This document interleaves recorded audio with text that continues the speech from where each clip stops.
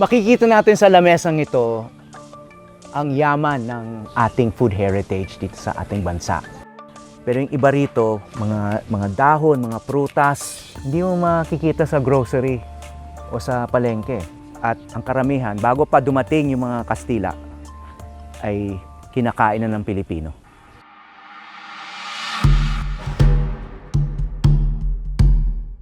Native naman tayo, Sir Howie. Isa-isayin natin yung native. We have this. Sir, familiar ka po dito? Ula lang. Hindi. Parang ordinaryong dahon lang eh. Oo. Pero ang tawag nila po dito is Chinese malunggay. Chinese malunggay, pero Malunggay. native po ito sa Pilipinas. For some reason, ewan kung bakit. Bakit naman tinawag na Chinese? Ewan kung iba naman, malunggay, Japanese malunggay. Baka meron din sa China nito. Pretty sure, baka meron po.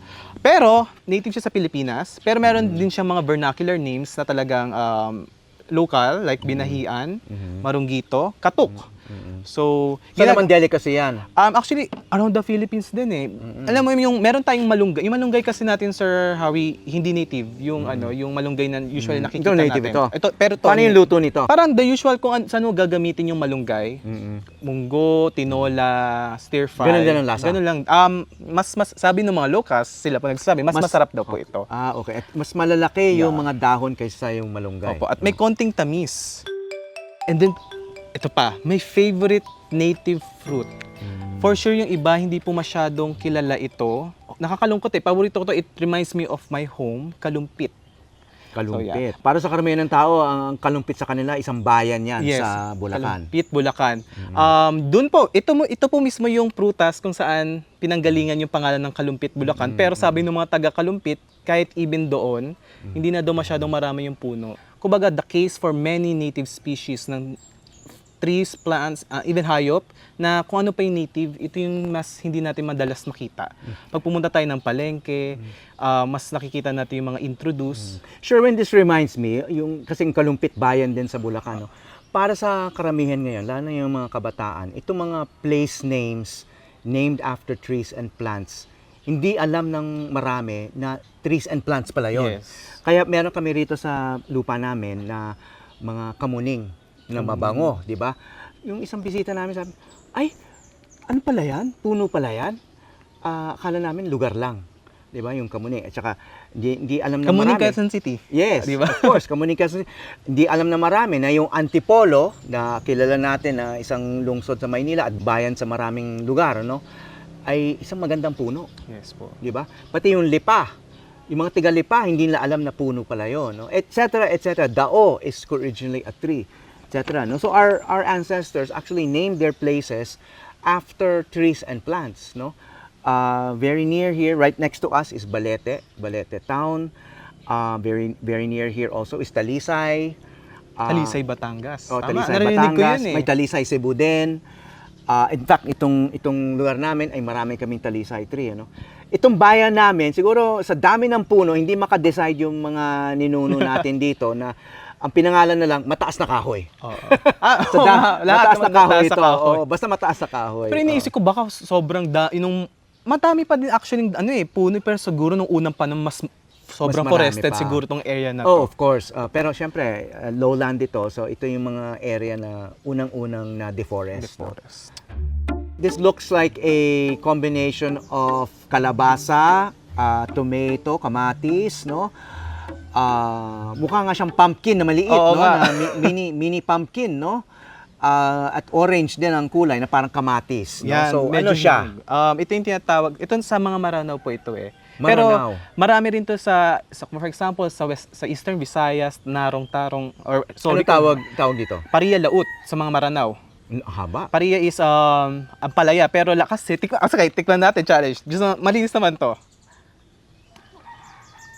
Pait. Anong ano po, kamusta? Grabe ang pait nito. Pait. Paano ba kinakain? Paano ang luto nito? Sa kanila, minsan dinidikdik nila to.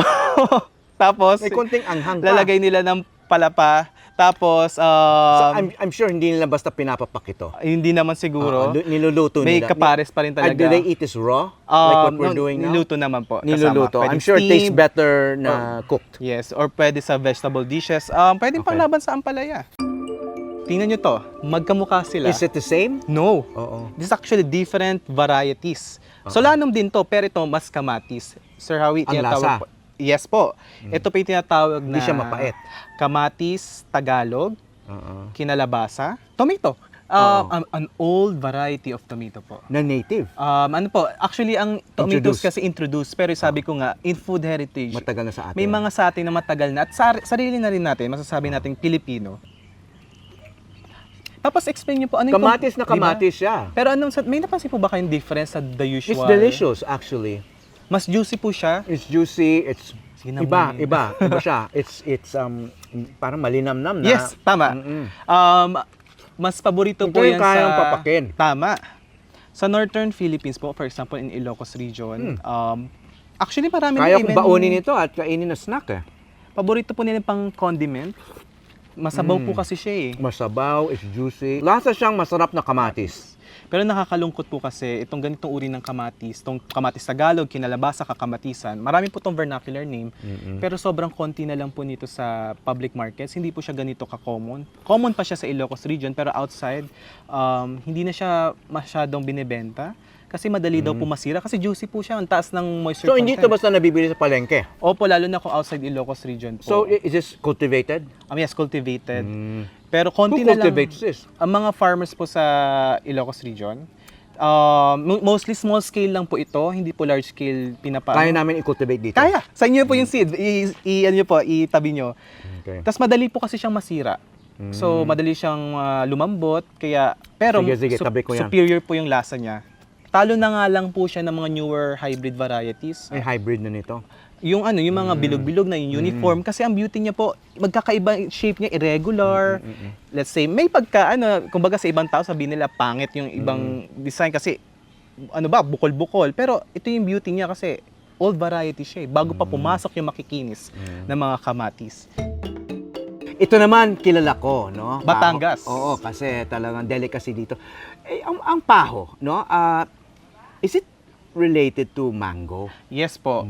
Our common mango is Mangifera indica, the usual one. Pero introduce po yan. Pero Introduce ito, nga. Mangifera din po ito, kung saan kabilang yung common mango. Native to the Philippines. Native ito. Yes. Mm-mm. Pero for sure, alam niyo, kwento, Sir Harp, paano yung kinakain dito sa Batangas, tong paho? Madalas, by itself, inuulam to kasama ng isda, Yes. tulingan, sinaing na tulingan. Maasim ito Oo, Sobrang asim. pwede din i-pickled, pwede din po, ensalada. At saka, alam niyo po, Sir Howie, nung unang panahon, ito po ang alternative for olives. Recorded po yan sa ating mga old recipe books. Kasi, iba po yung amoy niya po. Di ba? Ang sarap ng amoy. Iba po yung amoy niya sa the usual mangga. Wow, ito naman ay mukha siyang binalatan na something pero hindi, no? Ganito siya talaga. Paano natin to ilalarawan para sa mga listeners natin? It's a certain kind of yung yellow na ubas, no? Pero anong lasa nito? Oh my God. Pero maasim siya pero hindi gaano. Actually, masarap siya. Sarap po. Tinatawag po nitong Mas karmay. maasim pang kamyas Opo, mas maasim pa. Oh, ito swabe lang. Lagi po nila ito na pagkakamalang kamag-anak ng kamyas, pero magkaibang species po ito. Ito yung tawag na sa local na name is karmay, karamay, bangkiling. So, marami pa pong ibang pangalan. Bangkiling. So, saan siya tinatawag ng bangkiling? Sa amin, sa Mindoro po sa amin, for So, example. Mindoro ito? Bangkiling. Pero sa ibang lugar, baka bangkiling din po yung tawag nila. Tapos, asim po nito, pwede po ito ilagay, pwede ito pang paasim. Pwede pang sigang. Yes po, sa naman, Ilocos region, nilalagyan po nila ng sukang Iloco para Masarap! sa inartem.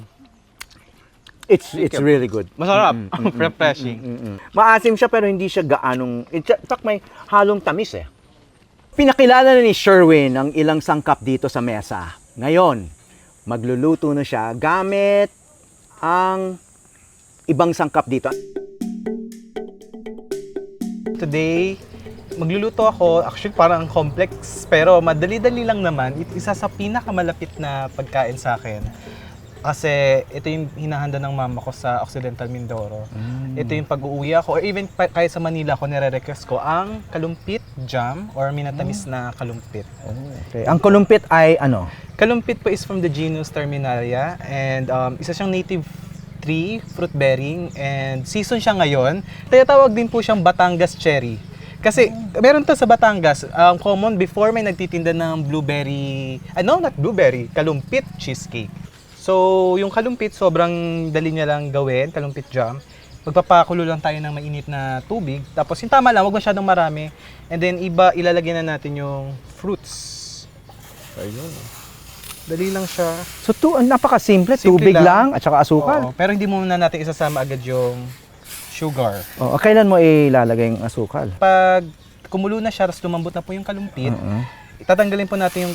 Ito, ganun lang po kami sa bahay. Ewan ko kung para yung sa iba pa sila gumagawa. Yung mama ko po, hahanguin niya yung kalumpit, ihiwalay. So may natitirang tubig, doon mo po ihahalo yung sugar. Tapos pag nahalo na yung, lumampot na yung sugar, ibalik po yung kalumpit, tapos i-ano na ulit. Luto na po. So okay na po siya, ganun siya.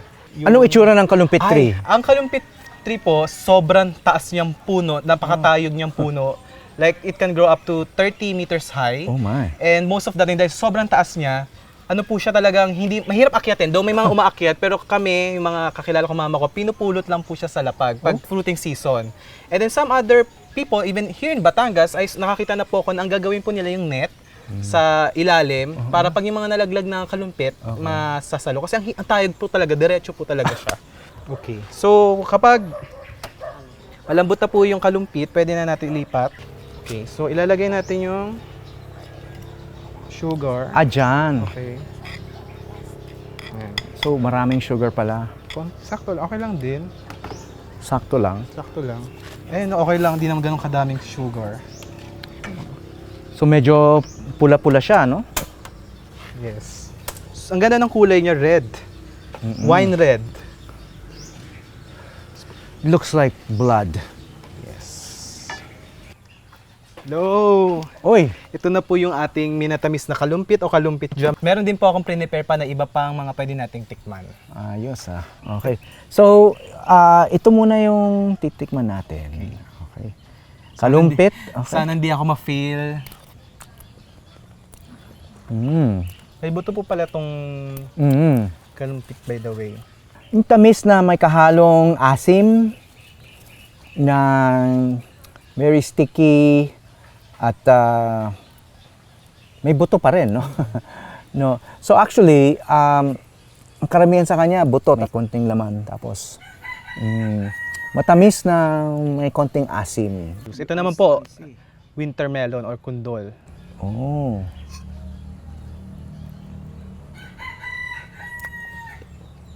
May kahalong pili. Tapos meron pong yung lemonsito. Lemonsitong Castilla.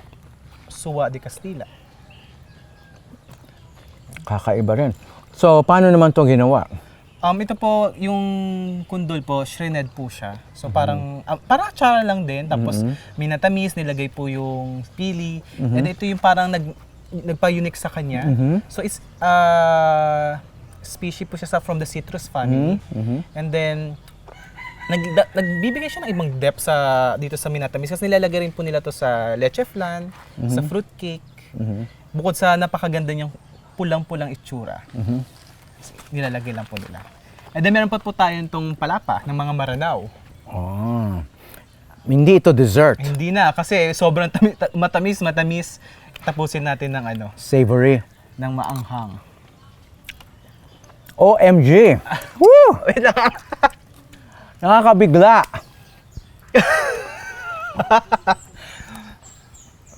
Grabe, yan ang gustong-gusto nilang lasa. Oh my God. It's giving me hiccups. Pasensya lang, anghang nga. Sorry pala, ang anghang masyado. Ang dami ko nakain Okay, Sherwin. First experience ko sa maraming bagay sa araw na to, no? Pero yung anghang na natikman ko kanina ay kakaiba, no? Ano yung backstory nun? Ano ba yung ingredients nun? Meron po tong sakurab or sibujing. Tapos nilagyan po ng mga sili. Anong klase? Kahit anong sili, usually pwede yung siling laboy, pero may local name pa sila. Mga Maranao po kasi itong pagkain nila. Doon may mga version din ng palapa sa ibang parte ng Mindanao. Pero ito yung sa mga Maranao. At kinakain po nila ito na kasama ang mga kanilang ulam. Pwede nila nilalagay din sa mga traditional dishes. So pwede mo rin kainin as it is. Parang ang kundi, parang ang sabihin nating kimchi nila. So imagine mo ganun kaanghang. Tapos ang kimchi kaya ko pa eh. Pero ito, konti lang yung sinubo ko. Parang kailangan ko na ng bombero. sorry. Dapat pala na-warningan kita. Hindi, well, yan, ganun ang experience ng maraming Pilipino, Yes. di ba? So, yan, ganun ang panlasa nila. So, nakakagulat na alam ko na may mga tao sa Pilipinas na mahilig sa manghang. You Yes. know that Bicolanos like spicy food. But I didn't know, yung mga Maranao, no? Talagang matapang din yung Yes. anghang na gusto nila, no? May mga nakalap kaming tanong sa mga podmates at nagpadala sila ng mga gusto nilang malaman, no? Mula kay Sherwin. So bubunot ako ng ilang tanong mula sa podmates. Nag-call out tayo at ito yung ilan sa kanila. Okay, mula kay Ange Estopase. What do you think are the foods you have eaten that are not famous, but delicious? Ako po, charing. Hindi pa. I will pick a native fruit called tabo from Palawan. Tabo? Very personal kasi itong question na to. So ito for me, isa sa pinakamasarap for me na prutas na hindi natitikman ng, have you tried pa, tabo? Tabo? Opo. Tabo is a native fruit po na ganito kalaki, bilog na bilog. Tapos yung lasa niya, pag binuksan mo, sobrang malaking edible portion, kulay puti. As lasa niya mangosteen plus santol. Matamis na may konting asin pero sobrang sarap. Iba siya sa ibang prutas. Hindi siya kilala outside Palawan. And even some of Palaweños, they don't know na nag-exist po yung tabo. Bakit yung mga ganyan? Sabi mo nga, napakasarap. At nandito naman sa Pilipinas, bakit hindi sila available sa palengke, sa grocery? Yes. Bakit hindi sila kilala in the first place? Majority kasi like yung ating mga products, ito yung tinatawag natin underutilized. Or minsan hindi natin nakukultivate. Siguro maraming factors. Isa na yung factor yung lack of knowledge. Wala tayong emphasis talaga sa education system natin, Sir Howie, kung ano yung ating sariling pagkain. I can't even remember kung na in-explain sa akin yung ng mga guro ko kung ano yung native, endemic, and introduced na mga pagkain. And we don't even explore our Philippine cuisine or Philippine heritage food in our curriculum. So that's one. Walang emphasis talaga. And then there are some na, for example, nababawasan yung habitat nila. Kaya parer ng parer, mas lalong umiliit yung chance na makarating sila sa ating mga merkado. For example, mga gulay, prutas. Iba pa yun sa mga artisanal na mga produkto, na mga processed products. Kasi wala masyadong bumibili. Walang sumusuporta. Hanggang dun lang sa paligid nila. Kung baga walang demand. Kaya marami ding mga artisanal or processed products sa traditional, humihinto na silang gumawa. Mga isang maraming generations na tinuloy nila, biglang titigil nila to because nahihirapan sila. Because hindi lang lack of support, climate change, competition to mass produce products, sobrang dami pong problems ang kinakaharap ng food heritage. Okay, so mula kay Ariel Rondina Regino, ano-anong native plant food ng Pilipinas ang pinakamahalaga na natagpuan mo in terms of their economic and cultural value at saan ito matatagpuan? Yung cultural value kasi hindi from me ako magsasagot yan. It's from the community. Sila magde-decide gaano siya ka-importante. So, pero for the economic value, isa sa mga nasa isip ko, pili. Pili is a very delicious endemic species ng plant. Underutilized natin yan, hindi siya masyadong nating na-market, hindi natin masyadong na-exploit yung kanyang full economic potential. Oh, pero alam mo, kagaling ko lang sa Naga, may brand doon, may tindahan Yes. doon na House of Pili. Yes. Na sari-saring produkto na gawa sa pili, no? Candies, Marzipan, tart. All kinds of sweets, no? Pili tart, etc. So, pero masasabi mong underutilized pa rin. Yes, parang kasi if you go to international nut market, hindi naman lahat pakilala ang pili, pero kung tutuusin niya, kaya niya makipagbrasuhan sa almonds, sa mga walnuts. Pero wala pa siya nasa stage na kaya niya pang Kumbaga internationally known. And even here in the Philippines, hindi lahat nakakain ng pili. Ang sarap-sarap niya pero wala lahat may access. Hindi lahat. Doon ko nga nakita sa, Diba? sa Naga. Naga. Oo, sa Yes. Maynila, hindi siya ordinaryo. Yeah, nakakalungkot. Yun nga, kaya underutilized siya for me. Oo. So, you think it's a matter of marketing lang or what? I think mas malalim pa, hindi lang siya sa matter of marketing. Matter rin siya ng mga policies natin meron tayo sa bansa, our inclination to importation, our inclination to, other industries. Kumbaga hindi natin nabibigyan pampansin. Farming is one of the most neglected sectors in the Philippines, and that's one of the factor kung bakit maraming hindi natin na cultivate o mass propagation yung mga native plants. Ito naman, mula kay Andrew Marcelo Apilado. Of all you've documented, Sherwin, which one would you not be able to bear losing if customs or traditions were to fade away? Okay. Ano yung iiyakan mo pag mawala? Okay, anong iiyakan ko? Siguro yung kalumpit kasi yan yung sa mama ko eh. Pero I think wala siyang parang yung mas importante, yung hindi. Lahat sila culturally relevant. Once na nawala ang isang pagkain natin, ang hirap na pong ibalik. So, ang pagkain kasi natin parang yung puzzle eh. Binubuo niya isang magandang picture. And hindi siya yung parang once na nawala yung isa, epektado na lahat. Hindi mo na mabubuo yung buong imahe ng Philippine cuisine. We cannot afford to lose one or two or three. Lahat dapat sila, we maintain them all. We conserve, we preserve, pangahalagaan, etc. Okay, ito naman kay milktea.coffee. Ano pong pwedeng gawing tulong ng mga ordinaryong Pilipino upang makatulong sa pag-promote ng heritage ingredients? Wow. Tama yan. Ang ganda ng question. Yung pagtulong kasi sa food heritage or food biodiversity, hindi lang para sa mga nasa arts or culture, hindi lang sa mga scientists yan. Dapat tayong mga common folks, kaya nating makatulong. Ako, I started as ordinaryo na Pilipino for what? Diversifying your diet. Kapag may nakitang kakaiba or something na unfamiliar, bilhin nyo. Utilize it. Magkapagkwentuhan kayo sa mga vendors. Kasi if you diversify your diet, yun yung itatanim nila, yun yung i-harvest nila, i-cultivate. Choosing your food is a political act.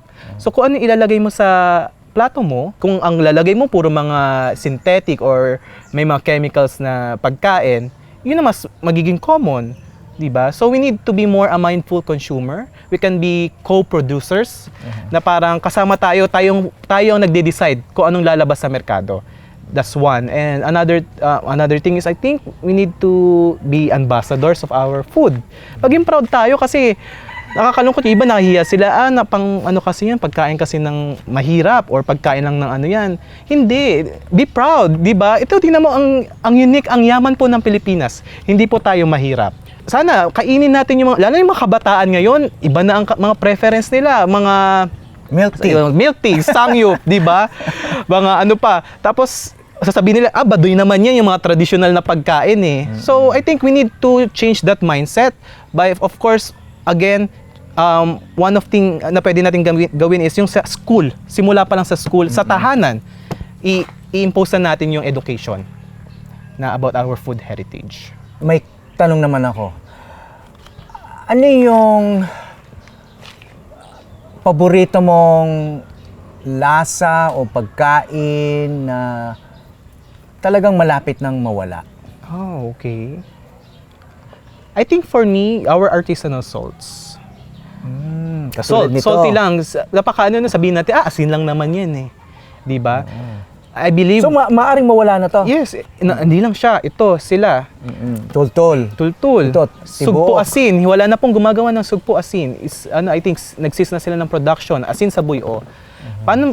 simpleng asin lang. Paano naman mawawala yun? Imagine nyo, Sir Howie, salt industry, isa sa for me, pinaka-endangered na industries na meron tayo, local industries. They're victim of climate change. Let's say, for example, urbanization, lahat ng mga asinan before, subdivision na. Microplastics, pollution. Gimaras, Iloilo oil spill, tumigil sila gumamit ng tultul. Sa Mindoro, nagkaroon ng oil spill, I think, last year. Kapag may oil spill, hindi ka pwedeng gumawa ng asin. Another one, importation. 90% of salt here in the Philippines, imported. We are na archipelago, but hindi tayo self-sufficient, hindi tayo independent. We are dependent sa salt ng ibang lahi. So, bugbog na bugbog ang ating salt industry.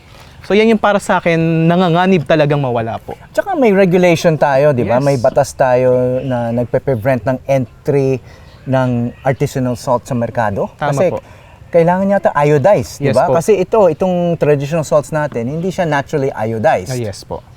Ano Sir Erwin, napakinggan ko yan sa podcast nyo with Erwan. Nakikinig ako. Tama po, yung asin law, nagre-require ng iodine. Pag wala pong iodine, yung salt, for example, itong asin tibuok, kinento po nila, nung nalaman po ng LGU, pinull out po sa merkado tong artisanal salt na to. So hindi sila makabenta sa mas bigger market, Sir Howie. Di ba? Konti na nga pumibili, mas pinakonti pa ng law na to. Tapos yung iba pa, sabi kasi ng mga ibang artisanal salt makers, pag naglalagay ka po ng iodine or ibang components or chemical, hindi daw nabubuo yung asin. Pangatlo, hindi daw nila gusto yung lasa kasi metallic daw yung iodine eh. Nakakalungkot kasi yung asin law, for sure, maganda po yung hangarin niya, i-mitigate yung iodine deficiency, pero hindi naging maganda yung epekto niya sa artisanal salt industry. Okay, ang last question mula kay Claude Despabila Deras. Meron po bang forever? Forever. Saan kaya to? Ako mas maganda na isipin natin na walang forever. Kasi pag sinisip natin na may forever, magiging tayo like we will take a lot of things for granted. Magiging kampante tayo. For example, pagdating natin sa kultura, kung sabihin natin, hindi naman mawawala yan, hindi natin papangahalagaan, di ba? So, imagine mo, we are losing so many Filipino flavors, food, fruits, vegetables. Walang forever, Sir Howie. Kaya, talagang, sabi ko nga kanina, kailangan nating i-save kasi once na nawala, mahirap nang ibalik. Okay, so maraming salamat, Sherwin Felix, aka Localpedia, Food Heritage Advocate Extraordinaire. Mabuhay ka. Thank you po, Sir Howie.